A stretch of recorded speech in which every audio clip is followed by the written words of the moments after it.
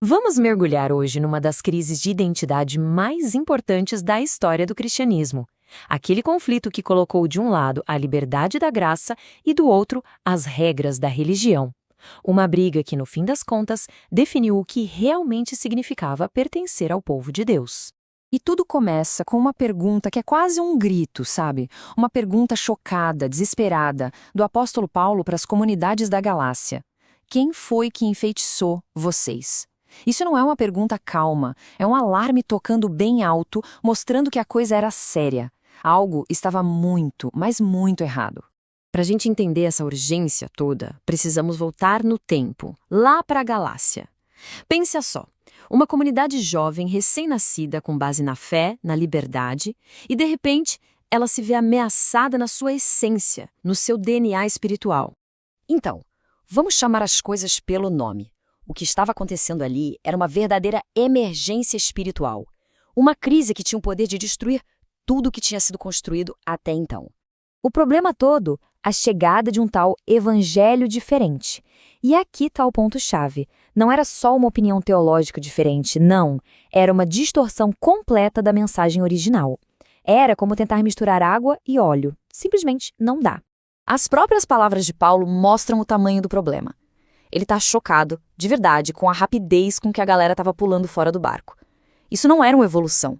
Era um abandono total dos princípios em troca de algo muito, muito inferior. O que é fascinante nessa história é como Paulo coloca as cartas na mesa.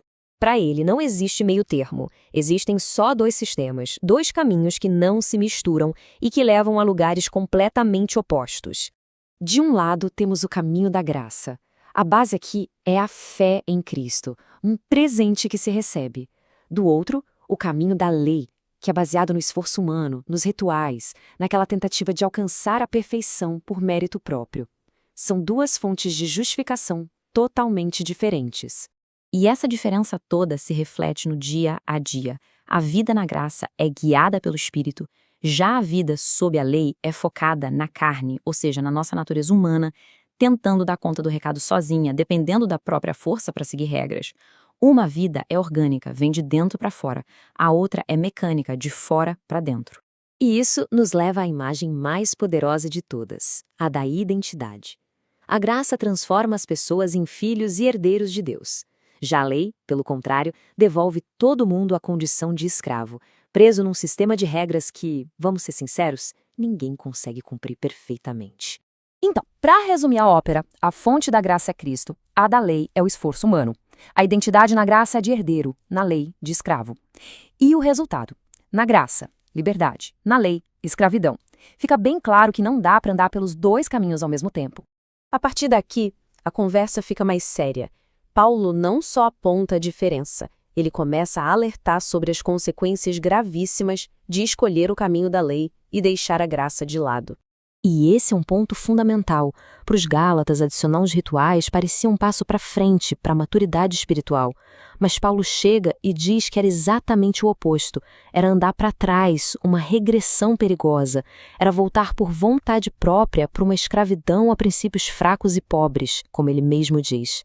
E ele solta 5 avisos bem diretos. Primeiro, a pura insensatez de trocar o poder do espírito pelo esforço humano. Segundo, o perigo do retrocesso, de voltar a ser escravo. Terceiro, o legalismo que, olha que ironia, leva à queda da graça. Quarto, aquele conflito interno sem fim entre a carne e o espírito. E por último, o princípio do juízo, naquela ideia de que cada um colhe exatamente o que plantou. A consequência de tentar se justificar pela lei, como a gente vê aqui, não é pequena. É uma separação completa de Cristo. É, nas palavras do próprio Paulo, cair da graça. A linguagem não podia ser mais forte e o resultado mais devastador. Ok, diante de uma crise desse tamanho, qual é a solução? É aqui que Paulo vira o jogo com um conceito que redefine completamente o que é identidade. A solução começa com um entendimento da verdadeira natureza da comunidade de fé, a eclésia. A ideia não é ser uma instituição religiosa, como uma sinagoge, cheia de regras e rituais. É para ser um organismo vivo, uma comunidade onde a vida flui diretamente de Cristo, com a seiva que corre da videira para os galhos. E aqui está o coração da nova identidade. A questão não é mais sobre o que a pessoa faz, mas sobre quem vive dentro dela. A vida de alguém não é mais definida por suas ações ou esforços, mas pela presença de Cristo. É uma troca radical de identidade. Com isso em mente, a conclusão é meio óbvia. Todos aqueles rituais externos que eram o centro do debate lá na Galácia perdem totalmente a importância. Circuncisão? Não importa. Não ser circuncidado? Também não importa. O que conta, a única coisa que realmente define a identidade, é a realidade interna de ser uma nova criação. Isso tudo nos leva à grande conclusão de Paulo, onde ele redefine quem realmente é o povo de Deus, com base nessa nova realidade. Afinal, quem é o Israel de Deus?